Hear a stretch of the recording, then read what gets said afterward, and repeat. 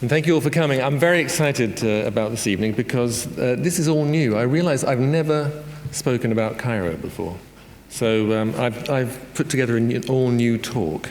But before I begin, I thought, as I can't sort of magic us all off to Egypt, to Cairo, I thought I'd bring a bit of Cairo here. So if we can have the lights down.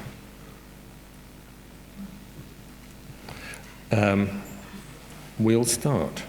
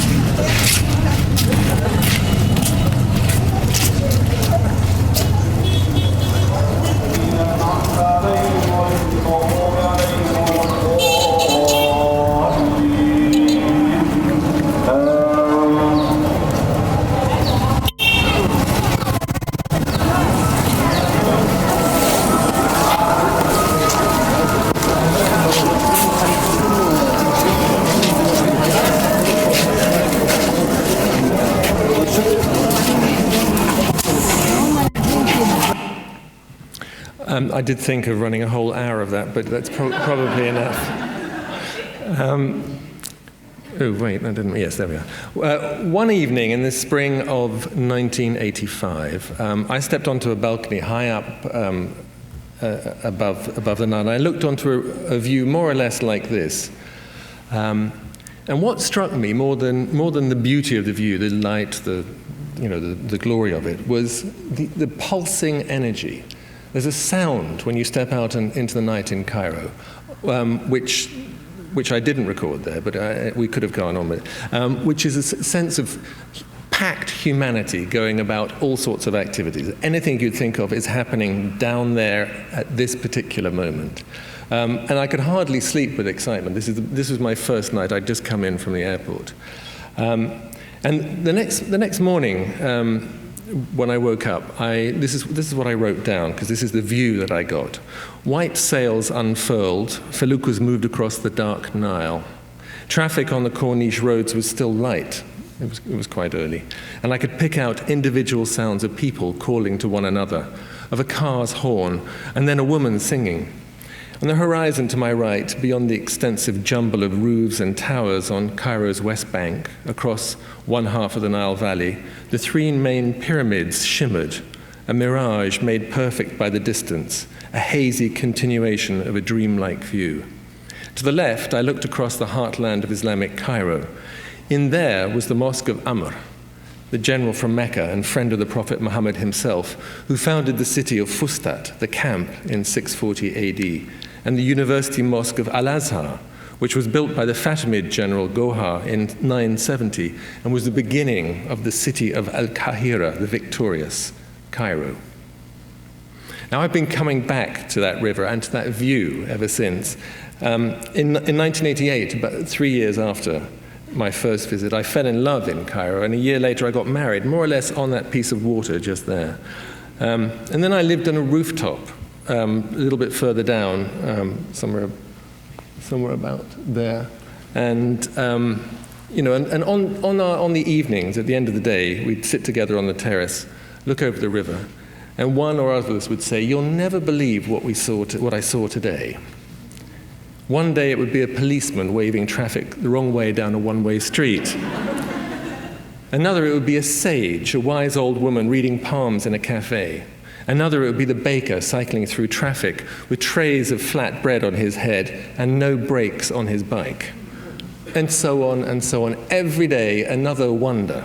Cairo, a city of surprises and wonders. It's also a city defined by geography, as you would have seen from the map. Hemmed in by the desert, at the end of the Nile Valley, just where it opens up to the desert. I'm not sure which one. No. Just where it opens up to the desert, on the route to the Red Sea, to Africa, to the Near East. It's a bridge, a trading post, a surprising cosmopolitan city. In the 1930s, there was a woman called Mrs. Devonshire who used to take small groups of lucky people traveling around Cairo. She'd have sort of day trips there. And she wrote, "To a lover of history and art in general, Cairo is the most interesting city in the world." Surprise then, and fascination as well. Florence Nightingale, who visited some 70 years earlier and who's the subject of my new book, published tomorrow and on sale here today, put it differently. No one ever talks about the beauty of Cairo. No one ever gives you the least idea of this surpassing city. I thought it was a place to buy stores at and pass through on one's way to India, instead of it being the rose of cities, the garden of the desert, the pearl of Moorish architecture, the fairest, really the fairest place of earth below. And she had at this point, she was very familiar with Rome, with Paris, with European cities. So it wasn't as though this was the first place she'd seen when she stepped out of home. Well, people do talk about Cairo, but they don't always talk in such flattering terms now. For many people, Cairo appears as it does to the guy I buy vegetables from down in my market here in London. He took his wife to Cairo on a day trip. They were on holiday in Cyprus. Must have been a busy sort of day because they flew from Cyprus very early in the morning. They saw the pyramids, went to the museum, saw all the Tutankhamun treasures, and then went to the souk. And that's when the problem started. They stood in a square outside the mosque of Hussein and looked down the crowded alley, something like this, leading into the Khan al-Khalili, the tourist bazaar, and decided to go no further. I thought, he told me, that if I took the missus in there, only one of us was coming out. So what can we extract from these little glimpses? That Cairo is a city of beauty and surprise, of mystery, danger, exoticism, and perhaps also, above all, of crowds. Now, regarding the crowds, here are some facts. And there aren't too many facts I'm going to dish you tonight, but you're getting them all right at the beginning. In 1882, the population of Cairo was 400,000. It grew 50% in the next 15 years. It was around 1 million by the 1930s. In 1956, the year of the Suez Crisis, when the Brits were finally forced out, Cairo's population stood at 3.5 million. And some strange statistician calculated that there would be 4.2 million people by the end of the year 2000. I'm not quite sure where they were working. Anyway, but that figure was reached by 1960. The population of Cairo now, nobody knows for sure, but it's around 18 million. London has 8 million. The M25 runs around London for 110 miles. That's about 190 kilometers. The ring road around Cairo is 110 kilometers. So you have a much smaller surface and many, many more people living in it. Cairo is intense. It's packed. And life here is intense as well. A city of such immense size, the largest in Africa, the largest in the Arab world, one of the largest in the world, is going to be many things to many people and many different things to different people. It's always been that way. People have seen in Cairo what they want to see. Take Major Jarvis, a British officer stationed in the city in the 1930s. He wrote a classic colonialist, tongue-in-cheek description of Cairo. He said, "It has a population of 1 million, of which 955,000 are government officials, and the odd 45,000 are servants, taxi drivers, shopkeepers, and sweepers. The city consists of shops and hotels, the Turf Club, the Gezira Club, and about 10,000 government offices. To the north is Abbasiyah, where the soldiers live. North again is Heliopolis, where enormously wealthy retired Egyptians have palaces, and the RAF has small flats. And south is Mahdi, where some highbrows addicted to gardening dwell. They also write poetry and read books. There are some pyramids and a sphinx to the west, and duck shoots to the northwest and southwest. East, there is nothing except the citadel, where Saladin used to keep a part of his army. That nothing in the east happens to be the heart of the city and the center of my fascination. This need to have a selective vision, which Major Jarvis takes to the extreme, this need to break down the mass, has become more pronounced as the city has grown. It's difficult to get hold of 18 million people, to try and understand something about them. And that was something that was brought out by the great Cairene novelist, Naguib Mahfouz, who, to the great pride of the Egyptian nation, won the Nobel Prize for Literature in 1988. They made special mention of his Cairo trilogy, which is all set in the heartland of the Islamic city. Major Jarvis is nothing. But soon after he won the prize, Mahfouz went public and said actually he couldn't write anymore because he didn't have a subject. And he didn't have a subject because he didn't understand these people anymore. They'd moved away from him, their aspirations, their desires, their behavior. He no longer understood what they wanted, who they were. And this mismatch between the man and the world around him was sadly brought out a few years later when, just like Salman Rushdie, there was a fatwa out against Mahfouz. And he came out of his house one day and went into his car, and thinking that someone came up to the window of his car, and he thought it was somebody wanting his autograph, but unfortunately it was somebody who stuck a knife in his neck. He survived, happily, but he never really got over that shock of misunderstanding what had happened in his city. And part of this problem, as I said, is that the city is so diverse. There's so much going on, and it's so fast-moving that it's difficult to get hold of it. Around that time, it was also really difficult to get across the city, to move physically in it. It did, for a little while, get easier. I think it's got harder again. So if you took a taxi across the city, you would invariably get caught in a conversation because you're all going to be in there for a long time. And so Cairo taxi drivers are a great source of entertainment and information. And invariably, if you're there on a hot day, what you're going to get is a story about his woes. So there's the rising price of bread, there's the rising price of fuel, there's the problems with his car, there's the difficulties with his wife, the crying children, the holes in the road, the fact that nobody ever pays him properly, and on and on and on. And I tried to soothe this guy one day and said, never mind, I said to him, using the Cairene mantra, Cairo is Dunya, mother of the world. And yes, snapped the taxi driver, and that's the problem. If she was the father of the world, we wouldn't have had this problem. So this mother has many, many offspring. There are many layers. One of the things that 19th century visitors like to do was talk about Egypt as a palimpsest, where you get one layer built on top of another. And Cairo is like Egypt in that. But we can't look at all the layers tonight. I mean, unless you're here for the long run, because there are so many of them. So I'm just going to be talking about a couple. I'm not, for instance, going to be talking about this, which is, I'm not talking about the pyramids, and I'm not talking about the early Cairo, because in a way this is not Cairo proper. This beautiful mosque, which is built by Ahmed ibn Tulun in 870 AD, is one of the wonders of Cairo, one of the wonders of Egypt, one of the finest Islamic buildings in the world.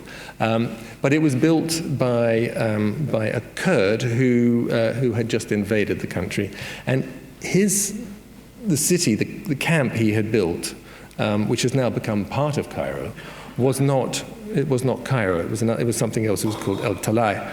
And the same with the Roman, with the Byzantine, with the earlier settlements as well. So we're moving on to something else.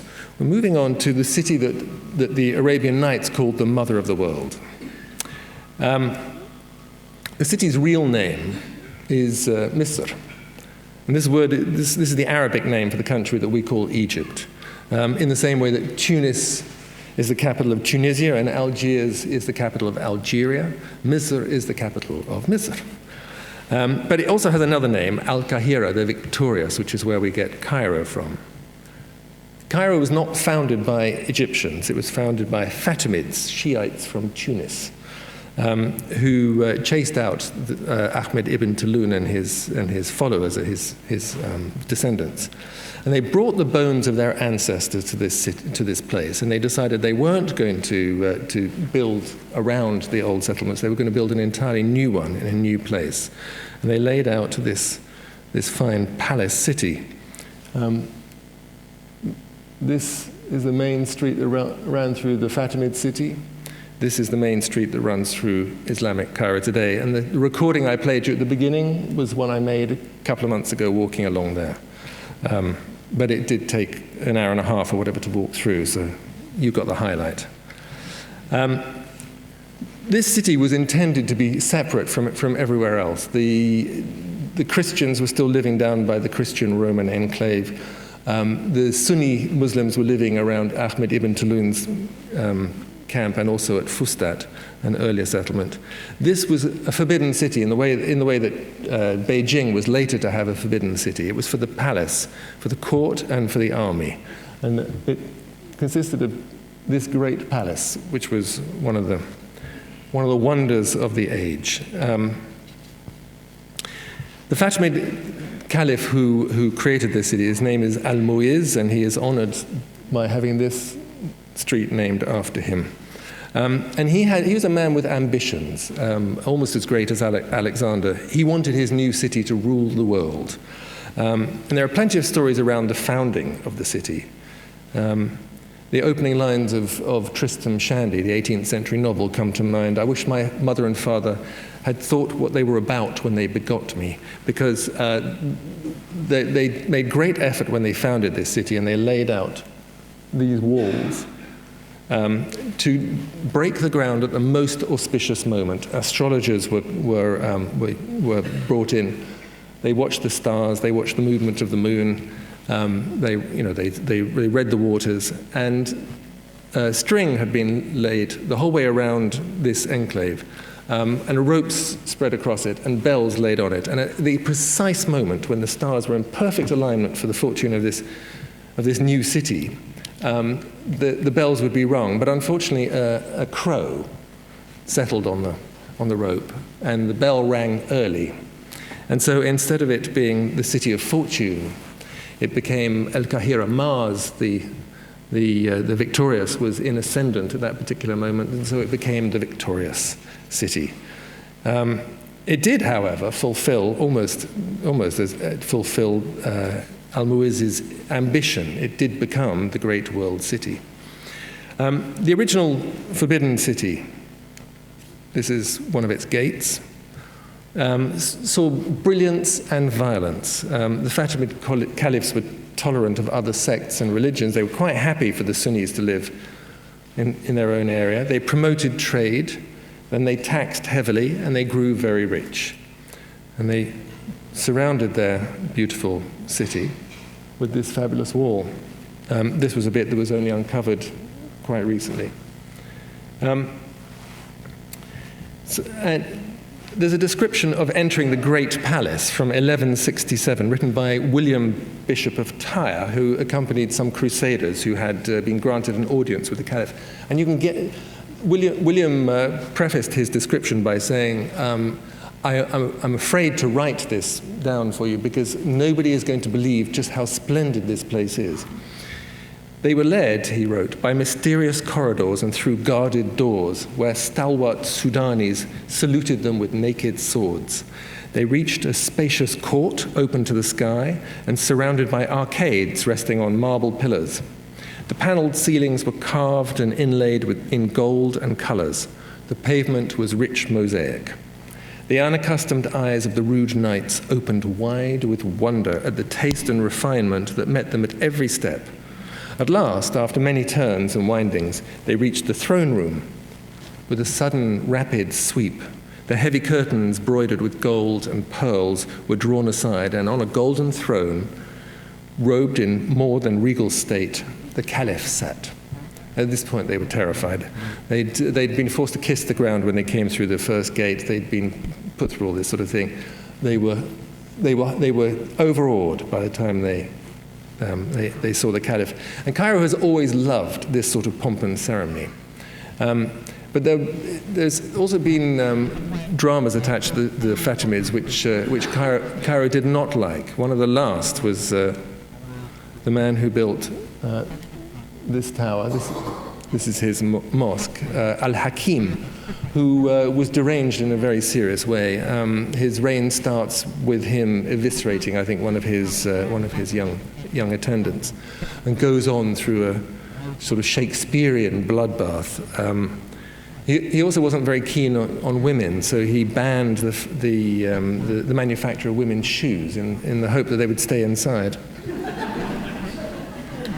But he did do one thing which shows the nature of Cairo, and that is that it was a meeting place, still a bridge. He made sure that nobody cheated in the market, and he did this by popping up every now and again with his attendants and having the scales in the market checked. And there's one story that survives of a trader being found to be using false weights, who was publicly sodomized by the Caliph's slave. All this, of course, is great for the exoticism, but not so good for the image of Cairo, I suppose. Anyway, the Caireans got fed up with this man, with El-Hakim, and one night, because he liked to ride at night, he goes out for a ride, and he doesn't come back. His body was never found. Nobody knew what happened. There are some people who think he metamorphed into the leader of the Druze in Lebanon, but there's no proof to that. The Fatimid city didn't last, of course. Nothing ever does. Especially in Egypt, you learn that things pass. Everything passes. This fabulous piece of architecture, not the bit on top, but this bit, was built by Saladin, who took over a Kurd again, in the pay of a Syrian, who conquered Egypt and deposed the Shiite Fatimids and created his own Sunni dynasty, and built this citadel. And he moved the palace up there, up onto the hill. He's wise; it's the high point. Supposedly, he built it with Crusader captives. But I'm not sure there's any actual written record of that. And that remained the seat of power for the next 700 years. The Forbidden City was opened up, people moved in, palaces turned into mansions, parade grounds to souks. But not everything disappeared. Oh, there we are. That main street I was talking about, the main street we heard about, the main street I pointed out on the map, this is one of its focal points. And it's part of the original Fatimid city, and it is the Mosque of Al-Azhar, which is a very, very, very, very potent symbol in Islam. It is one of the centers of theology for Islam. It is the Sheikh of Al-Azhar is one of the most respected of all people in the Muslim world. And this supposedly may also be the first university in the world, because it was set up from the very beginning to be a teaching place. Here's another mosque, the Mosque of Al-Aqma, which is, I was walking past on a Friday morning. It's still in use 1,000 years later. People just wandering in and out. It was here along this street, more than anywhere else in Cairo, that I understood the importance of the city, because here in its medieval heart, you can see it's not just the largest city of an African state, and not just it's more than the sum of its parts. It is somehow sort of a beacon. It's a super capital. It speaks to us who pass through from Europe of exoticism, crowds, romance, and danger. But it speaks to its own people and many, many, many millions elsewhere as the embodiment of an idea, because this was the first Arab megacity. It's the first large-scale hub around which all Islam revolves. Baghdad has its memorials, Damascus has its Umayyad Mosque, but nowhere has the range of architecture that Cairo has. You can imagine the world passing along a street like this. This is Al-Muiz Street again, near one of the other gates. You can imagine how much this city flourished, because it survived on trade. It flourished on trade. They weren't making things there. They were selling them. It was coming up the Nile. It was coming across Africa. Huge caravans of, inevitably, camels. It was being brought up the river, as up and down the river. This is the medieval Cairo heading towards its apogee. In 1326, the great Arab traveller Ibn Battuta, who's just starting out on his 29-year journey from Tangier. We travel writers think we have it tough these days. This is what he wrote. "At length I arrived at the city of Misr, mother of cities and seat of Pharaoh the tyrant, mistress of broad provinces and fruitful lands, boundless in multitude of buildings, peerless in beauty and splendor, the meeting place of comer and goer, the stopping place of feeble and strong. She surges as the waves of the sea with her throngs of folk, and can scarce contain them for all the capacity of her situation and sustaining power. Her youth is ever new in spite of length of days, and the star of her horoscope does not move from the mansion of fortune.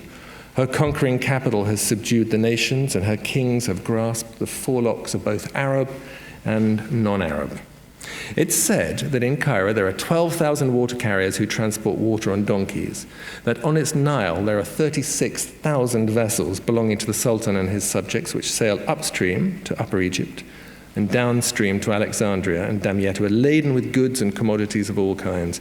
The people of Cairo are fond of pleasure and amusement."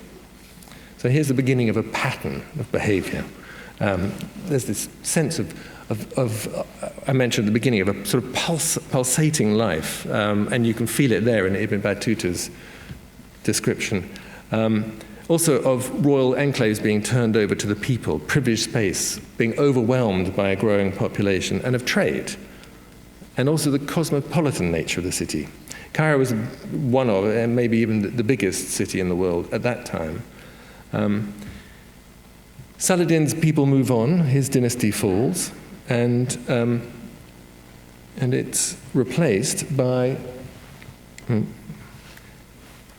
a slave group called Mamluks, who are slaves bought. They're not Egyptians. They're bought from Circassia, from what's now Turkey, from Central Europe, and from Central Asia as well. They're Mongols, they're Tartars, and all sorts of people are brought in as slaves.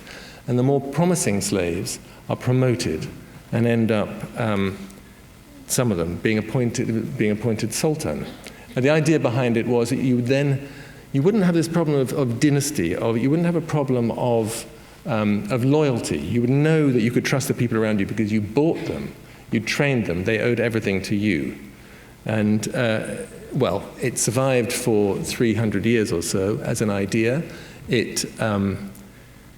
It wasn't necessarily successful because you did have dynasties and you did have an awful lot of murder and with sultans being clubbed to death or poisoned or garroted or whatever. But it also produced fabulous architecture. It was very good for the city.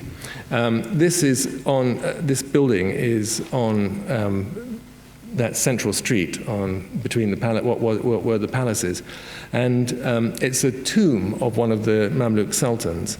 And you can see just the splendor of it, because one of the problems of being a sultan at that time, a Mamluk sultan, is you weren't allowed to pass your wealth on to your children when you died. So what you ended up doing was spending as much of it as you could while you were alive.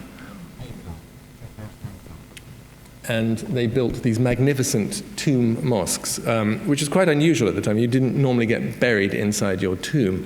People were normally buried outside the city, but this dome is the tomb part of it, and obviously this is the minaret, and then the bulk of it is a mosque. And the street has a line of them. This one, which is right next door to the other one, belongs to the man who, you might notice something familiar about the entrance here. It's part of a Crusader church, and he's the man who threw the Crusaders out of Acre in Palestine, and to his glory he brought back that. These buildings are sumptuous inside as well as out. You might notice on the right-hand side of the picture that mosques are used for many things in Cairo, including a moment of peace and quiet Florence Nightingale said how happy she was to see that people used mosques for sleeping, for chatting, for all sorts of things. She was very impressed by that. She said, if only we could use churches in the same way. And so the idea behind this is that you would be remembered because you would build this magnificent building. People would come and pray, and very often you would build a school or a souk or something around it that would attract people to remember you, in very much in the way that actually the ancient Egyptian pharaohs planned theirs as well.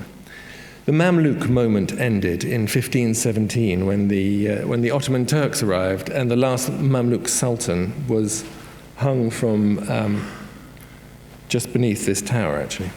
They strung him up and threw him off the edge, and the rope snapped. So poor man, they tried again. They strung him up a second time, and then he died. And that was the end. That was the end, or at least of Mamluk ascendancy, from 1517 until the end of the First World War. Cairo, Egypt, is a province of the Ottoman Empire, but in a way it's sort of fade to black. It's not that nothing interesting happens in that period, but I'm not terribly interested in it because the power doesn't lie in Cairo. Cairo is ruled by governors. By the Ottomans. It belongs to the Ottoman Sultan in Constantinople in Turkey. So I think the next really fascinating moment in Egyptian history is this moment, the end of the 18th, the beginning of the 19th century. This is a view taken, a drawing done by the British ambassador consul to Cairo at the time, Henry Salt, I think in the 1810s. But in 1798, Napoleon Bonaparte arrives in Cairo and tells the Egyptians that he's come to liberate them. He's come to revive the glory of the ancients. They being wise and also having been ruled by foreigners at this point ever since, well, do you count Cleopatra as an Egyptian? They were Greco-Roman, they were Ptolemies, they were not Egyptian natives. So Cairo hadn't been ruled by Cairenes at all up until this point. So they knew that he hadn't come for the glory of Egypt, that he'd come for some political purpose, in particular because Cairo had become one of the key points on the overland route to India, and the British Empire was growing fast, and Napoleon thought he could get to the British this way. So it was more of the same. But Napoleon's only there for a few years because while he's having great fun chasing the Mamluks, he has a famous battle which he calls the Battle of the Pyramids, but it's actually a little bit further north. And then his army chases the Mamluks right down to Aswan. If you go to the Temple of Philae, you can see a beautiful inscription carved on the entrance of the ancient temple, which records the passing of the French troops chasing the Mamluks to the south. But while that's going on, the British fleet has caught up with the French fleet up on the north coast, and Nelson, soon to become Lord Nelson of the Nile, sinks the French fleet and effectively ends Napoleon's project in Egypt. Napoleon slips back to France without even telling his generals that he's going, and leaves his army to surrender. But he leaves lots of things behind.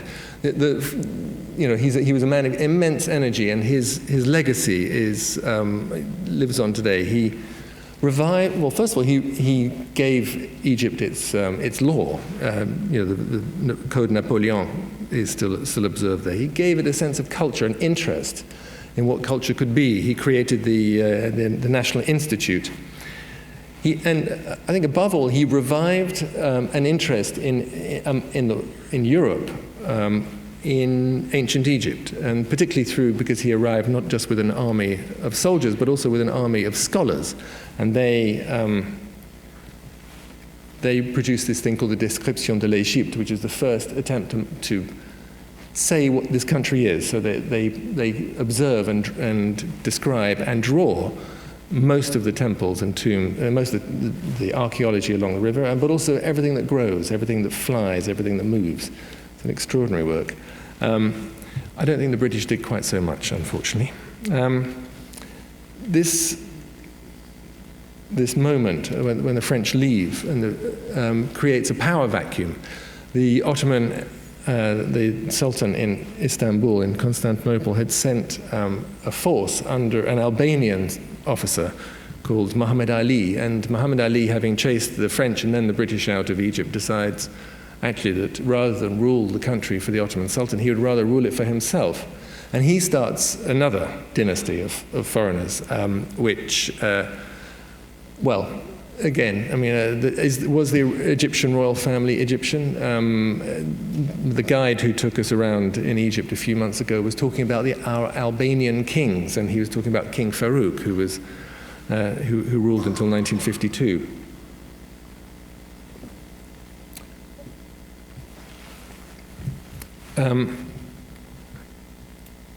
The most noteworthy of this generation, of this dynasty rather, was a man called Ismail Pasha, who lived to see the opening of the Suez Canal.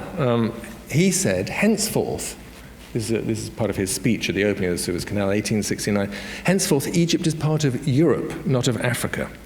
And they turned out to be very prophetic words, because it didn't quite work out the way he intended, because he thought he was allying himself in some way with Europeans, and he would be taken seriously in the way of a European country would expect to be taken seriously. As part of his development of the city, Ismail Pasha moved himself and an awful lot of people out of the old city and filled in this land, actually, a lot of this land, which when Florence Nightingale was there was the port of Bulak, where you arrived by boat, was down on the river. But between there and the city, there was farmland. And Ismail Pasha gives it, more or less, or sells it very, very cheaply for development, and modern downtown Cairo is built. Unfortunately, in borrowing money for this, he borrows from European banks, and he is very quickly bankrupted. And after that, Egypt is part of Europe, because the British buy the Suez Canal for £1 million, take over running of the Egyptian administration, invade in 1882, and are there until, well into the 20th century. So yes, we never made it an official colony. It becomes a protectorate after the First World War, but we effectively rule it. The British rule it from the 1880s. So it is part of Europe, and it's part of Europe because it's so important in our access to India. It's not that we're particularly in love with Egypt. Lots of Brits were, but that wasn't the politics behind it.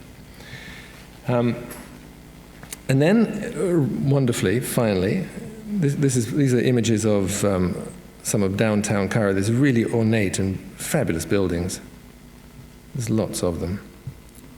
And this is one of the last, this is part of a palace, the Manyal Palace, which has survived. 1951, there is a revolution, and the royal family are thrown out, and their palaces are turned into museums. This building here is the Cairo Tower, a monument to independent Egypt, finally, 1952, ruled by Egyptians. Gamal Abdel Nasser, and the city becomes the city that we can now visit. It's the city of all this massive spread here. It's the city that excited me as well. It's spread from up here. This is the old city, and this is where Al-Aswany, the mosque, is. This is the road through the middle, and it's spread down to all of this. And then this was the sporting club that Major Jarvis was talking about, but he had omitted to mention any of that bit because it wasn't somewhere where an Englishman would go. As well as Gamal Abdel Nasser, there is this woman, the icon of Egypt, Kulthum, the Star of the East, she's called. And she rises with the revolution. She has a fabulous voice. She sings like nobody else on earth. And she managed to become the spirit of a new Egypt, even though she's here photographed with old Egypt behind her. And she sings of love, and she sings ambiguously. She sings of love that could be for a man or a woman, but could also be for God. And this allows her. She's part of a social revolution that happens in the wake of this revolution. She used to sing a new song on a Thursday night each month, and it was broadcast on radio. And when they were broadcast, the country more or less came to a standstill.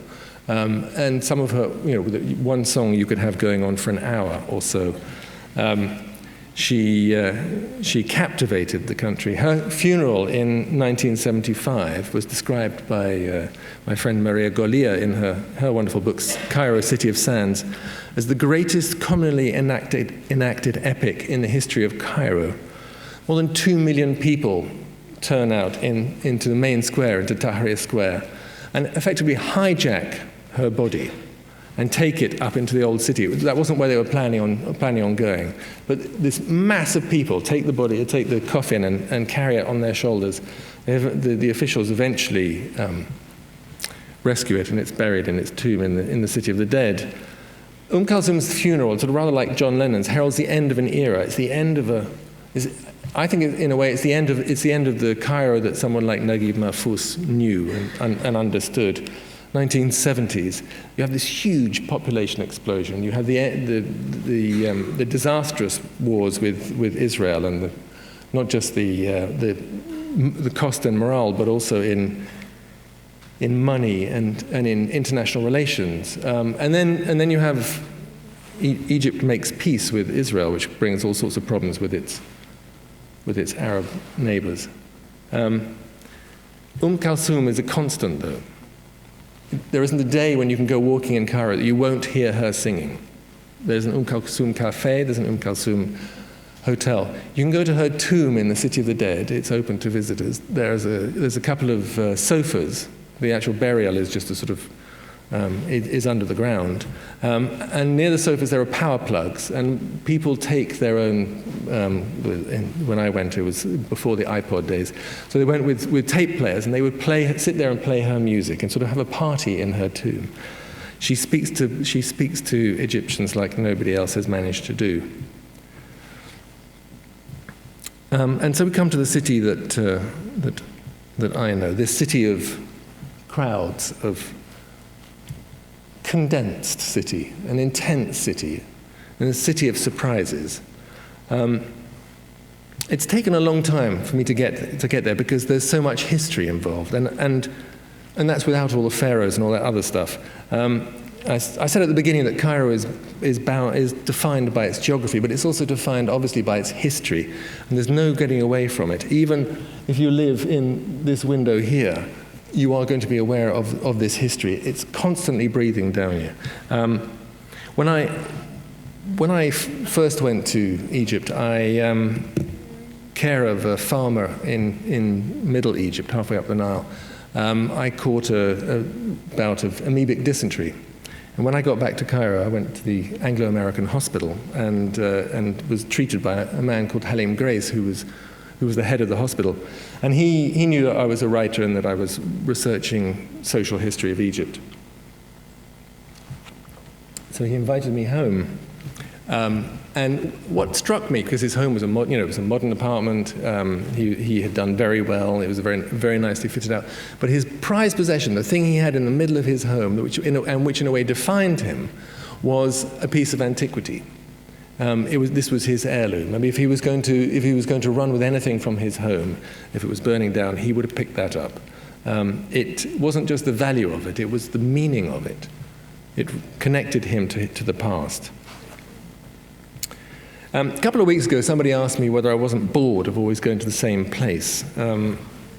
God, not back to Egypt again, because I'm off again next week. And I'm not sure that I would go as far as to say what Samuel Johnson said about London, that if you're tired of Cairo, then you're tired of life. Because Cairo is a very tiring place, and it is good to leave sometimes. And there's an awful lot of people who would like to be able to leave more often.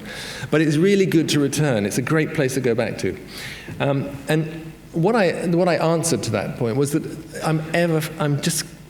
how could you not be fascinated by something like this, which has all that history behind it, and that density of today in front of it? The life that's lived here is not the same as the life that was lived when Halim Grace was alive, or when I saw him 25 years ago. And space has become a huge issue. You know, however wealthy you are, unless you're going to move right out of the city and have a sort of 25-mile commute every day, you're going to be living surrounded by other people. Even the fanciest of houses in places like Zamalek or Mahdi, you can hear the neighbors, you can see the neighbors. There is no exclusivity. But in a way, this suits Cairns, and I don't know whether it's just that people have got used to this, but it's become part of their makeup. That actually, I've discovered Cairns don't like being on their own. They get a sense of reassurance from a crowd, a sense of reassurance of this is a rare thing. But I think things have become so intense now that the chance of stepping out into a place like this, couple going for a walk, nobody else bashing up around them, is increasingly attractive. This is a remarkable project funded by the Aga Khan on what was a rubbish tip just outside the old wall. People had been throwing rubbish out over that wall for so long that the whole wall had been covered up. And on the mound, they put greenery, and there was a water tank on the top, so they've used it for this water feature. So you've suddenly got this green space in a city that has very, very few green spaces. And when they first opened it, it was open to everybody. It was completely overwhelmed. So now you have to pay to get in, which is why it's looking a bit thin on the ground. It's very difficult to get to see the Nile, or increasingly difficult to get to see the Nile in central Cairo as well. A lot of the banks are now covered with casinos, or sort of with cafes, or clubs, or something else. So increasingly, people tend to hang out on bridges. If you go there on a summer night, you'll find people, or newlyweds will be having their wedding photos taken on a bridge. You'll have families who would have laid out a whole picnic on the pavement. But this was still relatively early in the morning, and so here's a young couple come to consider their life. And I just thought, what are they talking about? And I stood and watched them for a while. They were completely engrossed. I mean, what are they plotting? What sort of future are they imagining for themselves? What hope? All the problems are spelled out in the stories of Naguib Mahfouz's successors, people like Alaa Al-Aswany, who wrote the Yaqubian Building, which has been a big success here, and Khaled Al-Khamisi, who wrote a book called Taxi, which is a whole series of part imagined but obviously part real stories with Cairo taxi drivers. And these are sort of fragments of stories. The Yaqubian Building is the stories of coming out of lots and lots of different rooms and apartments in this big apartment building. And all these people experience the same issues. There's a problem of employment. If you have a job, how do you hold on to it? What do you have to do in order to hold on to it? If you have a job, will it give you enough to pay your rent and pay food? No, it won't. So you're doing double jobs because food is very expensive. The person who owns your apartment is probably trying to push you out. And then there's corrupt officials. There's whatever. Life has become incredibly difficult for an awful lot of people living in the city. And in times of crises, I think people tend to do two things. They tend to lean more on religion, put their trust in God, in Allah, and they think about pleasure, and Cairians are no exception. You don't have to go very far in Cairo to find you're touching up against a religious moment. Here is one. This white dome here is a saint. And we saw the outside of this gate just before. This is the outside, the gate of the Fatimid city. It's a holy man. I asked 5 people who walked past, who is it? Who's buried in there? And everybody said, I don't know, he's just a sheikh. But everybody sort of mutters something, everybody recognizes him. And the city is packed full of shrines of holy men. This is not Islam. This is, at least not according to the Sheikh of Al-Azhar. because I went to ask him about it, and he said, no, all this, there's not supposed to be any saints in Islam. That was part of the reason that Islam was this message of clearing away saints and priests and anybody who'd stand between you and God. I said, so well, what are these? And you know, in a way, the patron saint of Cairo, Hussein, who is the grandson of the Prophet Muhammad, whose head is supposedly buried in the city. You know, for his Mawlid, for his annual celebration, you get 1 or 2 million people turning up. You know, if this isn't Islam, then what is it? It's some common need for for help in a way.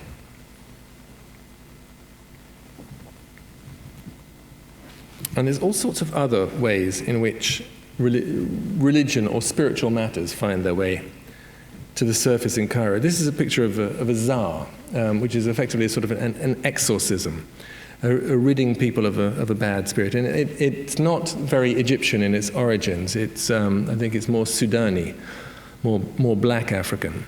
But it certainly has always been performed, well, at least as long as records go back, so say the last 150 years in Cairo. And it fits in with an ancient Egyptian belief, which still survives, not so much in Cairo, but elsewhere in Egypt today, of the idea that you have a double. In ancient Egyptians saw your double as a bird that flew around separately from yourself. And certainly in the early 20th century, anthropologists were recording Egyptians as talking about their doubles, literally as almost an invisible avatar, who, if you had a headache, it wasn't necessarily your headache, it might be the headache of your double, and you had to address that. You had to make sure. It was a sense of what I suppose we would understand as some sort of spiritual awareness, that there's more to you than just your body. That's part of it. Cairo has also always attracted Sufis, and this snake eater, charmer, is a more commercial version of it. Sufis, people who wish to get closer to God and have more of an understanding of what divinity might mean by performing certain acts. There's a mosque just below the citadel in Cairo called the Mosque of Rifai, and Rifai was, before he died, was the sheikh of the snake charmers. And the Mawlid every year of the Sheikh Rifai, the Rifaya, the people who follow him, the snake charmers come. You see all these fantastic people coming from the countryside with snakes, and they perform all sorts of things. There are other people who stick knives through their cheeks in some sort of trance and somehow miraculously don't bleed. I did see that performed, and I still don't understand how it's done. But anyway, I'm a cynic. How could Cairo be anything other than hallowed when, as Ibn Battuta pointed out, some believe that Muqattam, the hill that the citadel sits on and the hill behind the citadel, will, in the day of reckoning, become one of the gardens of paradise. These people, wrote Ibn Battuta, build in the Karafa, which is the cemetery, which is where we are now, beautiful domed chapels and surround them by walls so that they look like houses.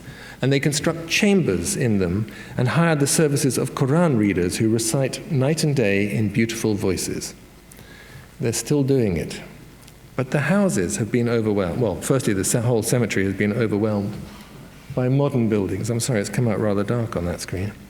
But these houses are also lived in by modern Egyptians. This is something of a taboo subject.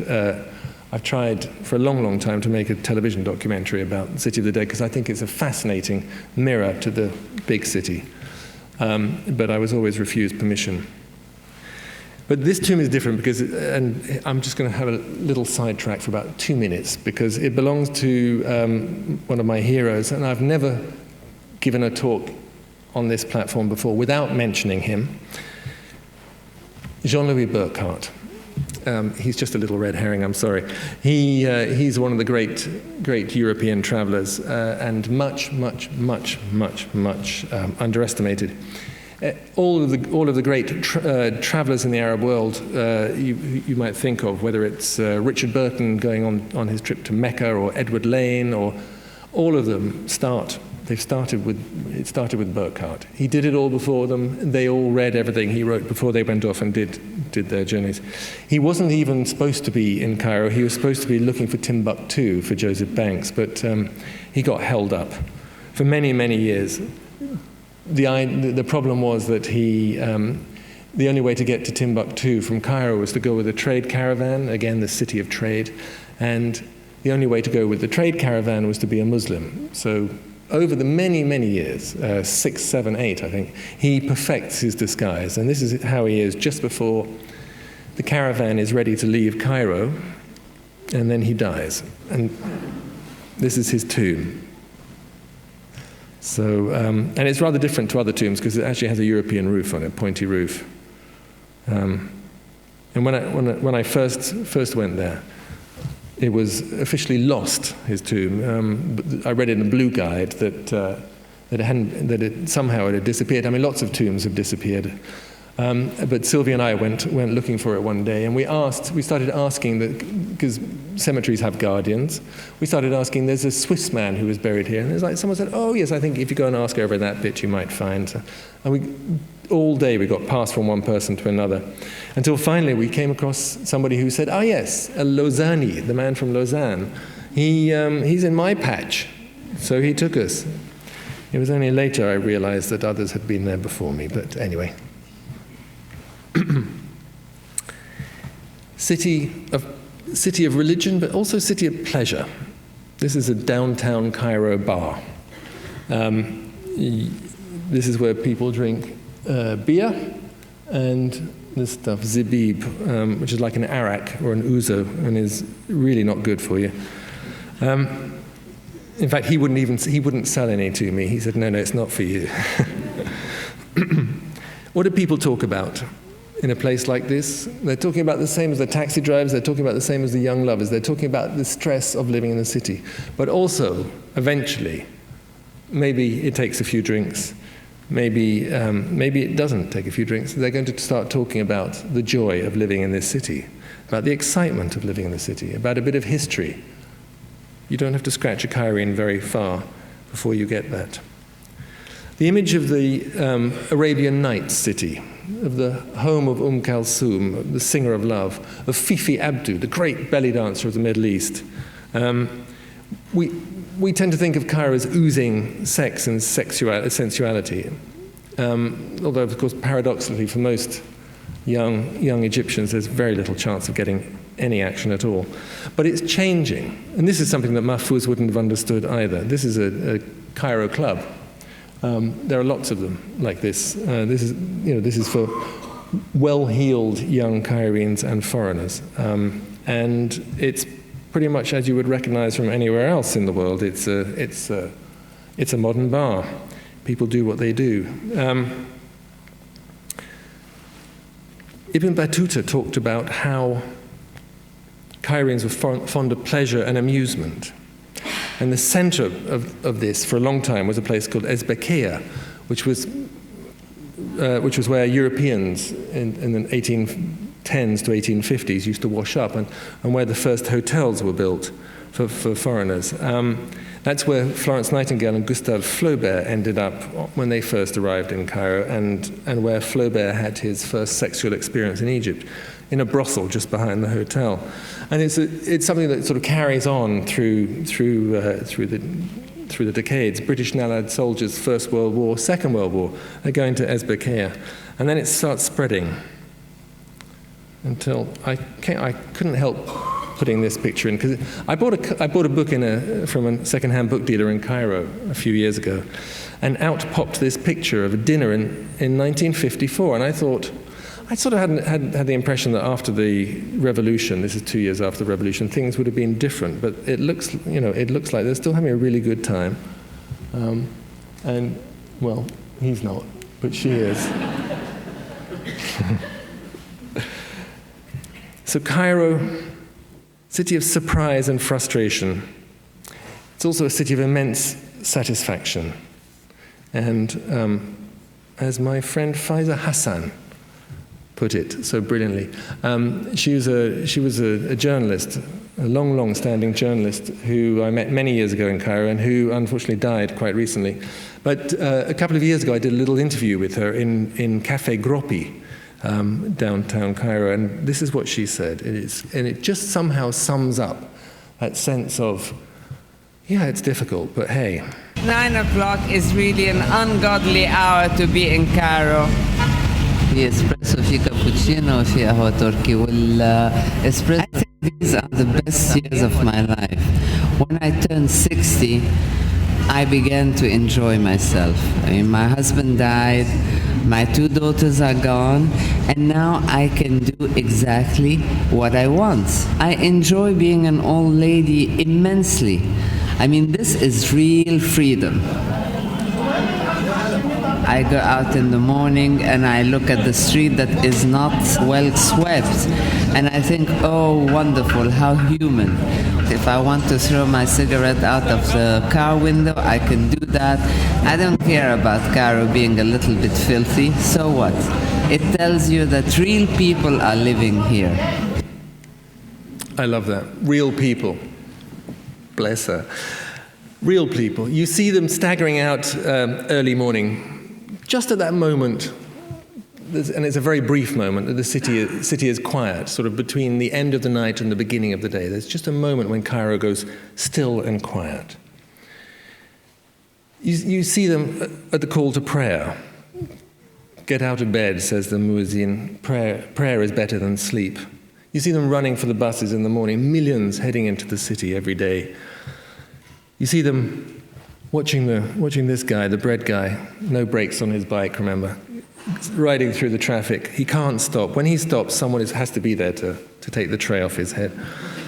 And somehow he weaves his way. I watched him for ages. He weaves his way through the traffic. It's not by chance he's wearing a Cristiano Ronaldo shirt, by the way. You see them coming out to water the street. What a great idea. In a city that's short of water, they're going to damp down the dust.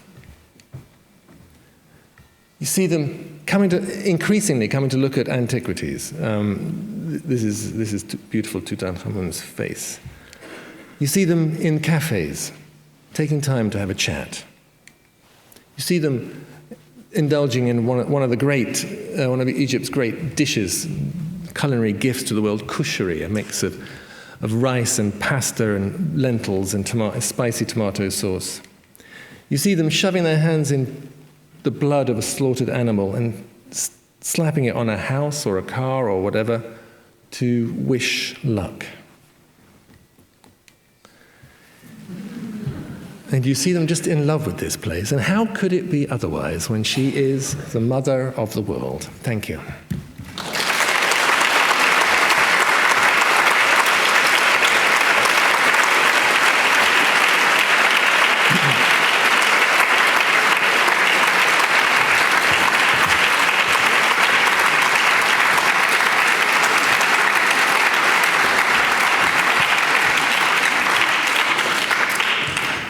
Thank you very much. Now, I think we have a few minutes if anybody has any questions.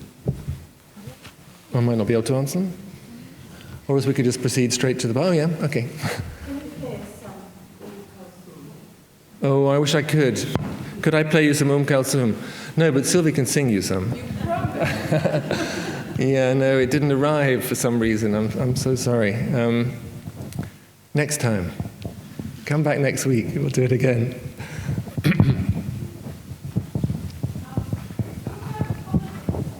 Anthony, so do people sit in cafes and talk about politics, or is it? Well, what do you think? Do we?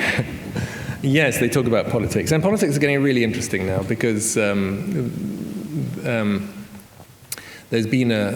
always been an issue of proper dialogue. And proper representation. And Mohammed al-Baradei, the UN Atomic Energy Supremo, has returned to Egypt and is asking questions which are really challenging people in Egypt. It's very interesting. Nobody knows what's going to happen. There will be a presidential election next year. So we'll see what happens.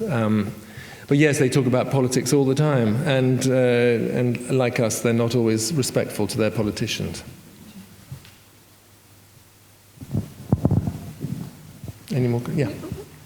Sorry. I notice we don't see many women in your pictures. Where are the women? Are they still locked up, or? No, they do allow the manufacture of shoes now. In fact, there's a real fetish of shoes. So downtown Cairo is one big shoe shop. It's extraordinary.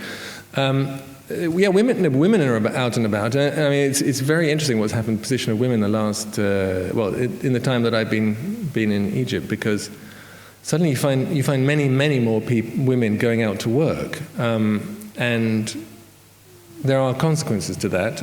One of them is, in order to preserve their modesty, either because their family or they themselves feel they need to, or because they risk being hassled at work by men, more and more women are covering up, at least wearing a headscarf, as a sign of, respect me.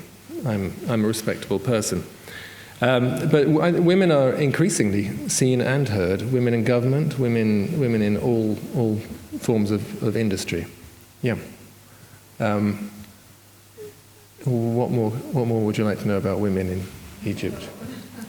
No, there's. I mean, I think we have a misconception about women in the Arab world, women in Islam. We tend to think of them as being sort of bundled up and stuck at home, and there is another way of looking at it. And you could ask, why do men feel the need to spend so much time in cafes? And a lot of men I know spend time in cafes because they don't feel, in a way, terribly welcome at home, because it's not their domain; it's the domain of the woman. There are two sides to everything. But Cairo is changing so rapidly. It's difficult to make any generalization at all about it at the moment, actually. I mean, as here.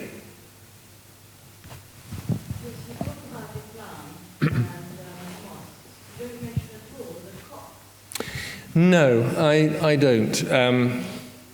Because that slice of history was a bit, I said, doesn't excite me terribly. The Greco-Roman part of Cairo, Babylon, old Cairo.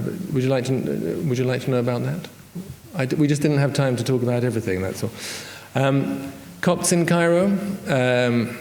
Well, how do you find out if someone's a Copt? You go like that, and inevitably they'll show you their tattoo written on their cross tattooed on their palm. I mean, over their vein. The plight of Copts at the moment, has it got any worse? I don't know. Do you know about it? Oh, well, I'm sure you know a lot about it then. Hence your disappointment. Well, I'm sorry not to have said more.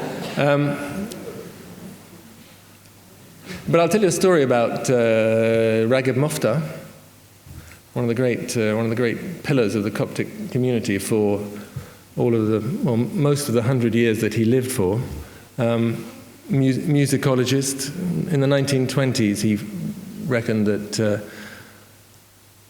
the Coptic liturgy and the Coptic music was in danger of being watered down. It was being influenced particularly by Brits, but by Europeans meddling in it. And so he started a sort of rearguard action to purify it, and he then went on, after 20, 30, 40 years, to try to identify the original sound. He was working on the Coptic liturgy and on the way it was sung, and he was finding blind cantors, because he said they had the best memories, but also the purest view on what this was. And he was stripping away even, he reckoned, the Byzantine influences and getting down to what was the original Coptic sound, which he then said was actually the sound of ancient Egypt, of the pharaohs, because he says Copts, we just borrowed what was there in terms of a lot of the rituals of religion, and certainly in the way that things were sung. So he reckoned he'd touched, after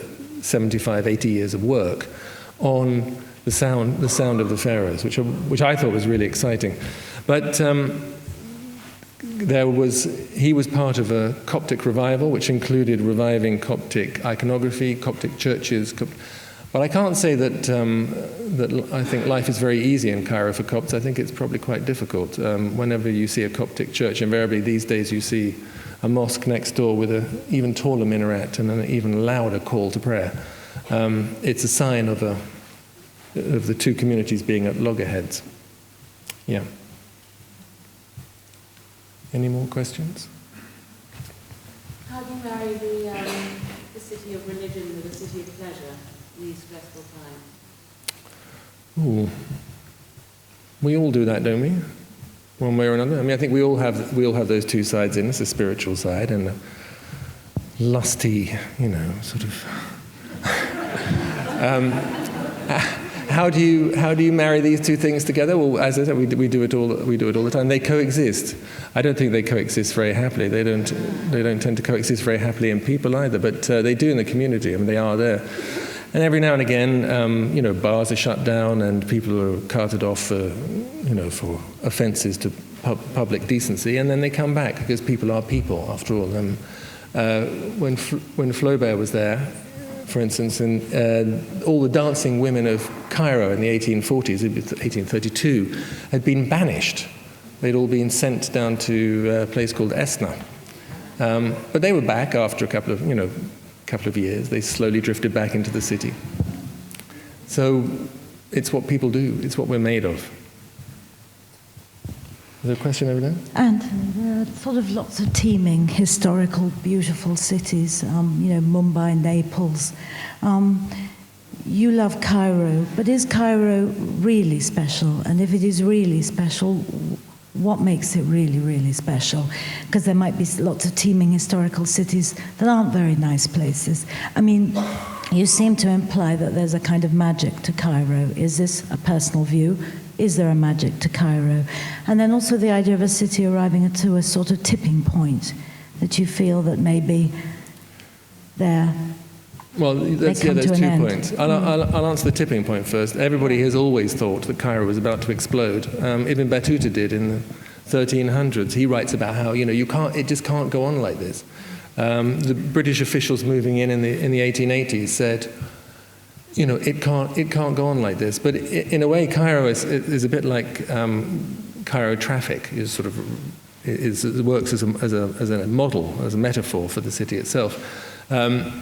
Cairo traffic, as everybody knows, you don't have to go there, is mad and chaotic and frustrating and ridiculous. And yes, people get ushered the wrong way down one-way streets by policemen. But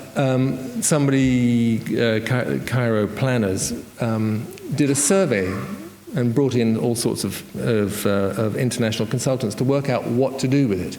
And in the end, they decided the best thing to do was to leave it alone. Because somehow, this human element again, and this is my answer to your other part of the question, this human element makes it work. It shouldn't work, and yet it does. And if there's anything that makes Cairo special, it's that. It's a woman like Faiza Hassan daring to say, my husband's died, my kids have left, and I'm having a ball. It's people's having a great sense of humour apart from anything else. I mean, they need it, Lord knows, because laugh adversity in the face. But there's that human touch, and I haven't found it anywhere else in the world. We used to buy meat from one particular butcher when we lived there, and I hadn't seen him for about 3 or 4 years. And I was driving by; he was standing outside his shop, and I was driving by in a taxi, and he saw me in the window, and he came running after, waving at me. I've been buying vegetables 25 years from the same people in the market in London. They still don't say hello to me. There's that human touch, that sense of shared humanity, that sense of being, of sharing a really difficult life together is part of what makes Cairo so unique. Yes, I discovered a paradox recently. Cairo seems to attract millions, well, at least thousands of students from all over Africa and the region, even though it's probably the poorest economy around. How do you explain that? There's history, of course. Why are there so many? Why are there so many students? Why such an aura about education and the prestige it seems to enjoy? Well, it's also the prestige of Al-Azhar University. I mean, it's there is nothing else like it in Islam. If you want to study the Sunni law, then Al-Azhar is it is the Oxford, the Cambridge of Islam. Why would you not go there? Why would you go somewhere else? It just, it's after 1,000 years or so, it has a standing. But it's also that it is still a meeting place. It is still a crossing place, as I described right at the very beginning. Cairo doesn't produce anything. It still doesn't produce anything. I mean, there's nothing that we buy that's imported from Cairo. Cairo is there because it's a centerpiece. It's a linchpin in the region. It's geographically and historically bound. As I said, that's why you go there. You go there because it's important, simply.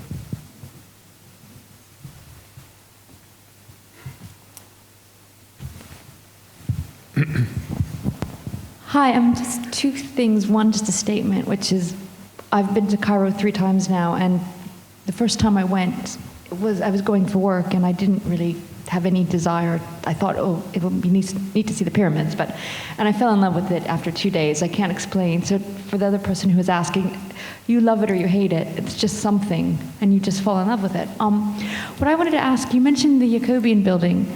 In the Jacobean building, they talk about the settlements on top of the roofs where people who don't have so much money live. Do you know much about that? Or? Yeah, it started out, those beautiful 19th century and early 20th century, those sort of white, grand Italianate buildings that I showed you. Every one of those, and by extension, every apartment building in Cairo and every building in Cairo has a guardian, a bawab, doorman. And part of his perk, because very often these were people who weren't from Cairo, a lot of them came from the south and from Nubia, was that they got free accommodation up on the roof. Their families grow, so you get another little bit of the roof. But also it's a city that's growing up as well as sideways. I mean, it grows hugely sideways. I see it every time I fly in. There's another patch of desert that's been covered. But it's going up, and those spaces on the roof. Effectively, we were living we lived in Zamalek, which was a very smart part of town, but the bit we were living in, on the top of this apartment block, was an add-on. It was probably at some point had been a Bawab's, and then it was extended and done up, and then we came. So and the Jacobean building. I know buildings like that downtown. And increasingly, the people who have the space on the top are going to be selling it on to someone else and moving further out, make some key money, effectively. I think that's one of the stories in the book, actually, isn't it? Yeah.